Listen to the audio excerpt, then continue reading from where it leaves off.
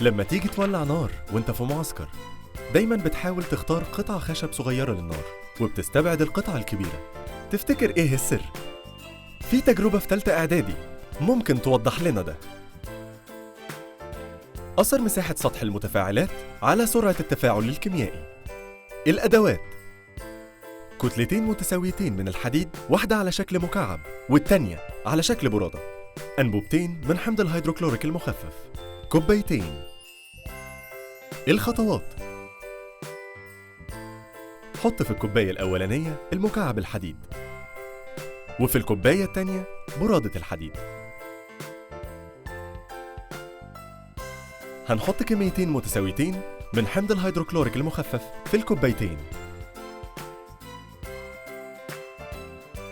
المشاهدة: بيحصل تفاعل في الكوبايتين، بس هنلاحظ إن سرعة التفاعل في الكوباية اللي فيها البرادة أكبر بكتير من التفاعل في الكوباية اللي فيها مكعب الحديد.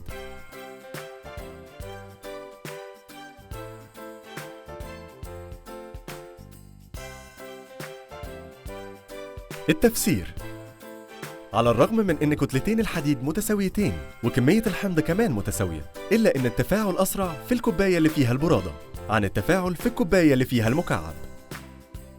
وده لأن سرعة التفاعل بتزيد بزيادة مساحة سطح التفاعل، بمعنى إن كل ما تكون جزئيات المواد المتفاعلة أكتر، بيكون التفاعل أعلى.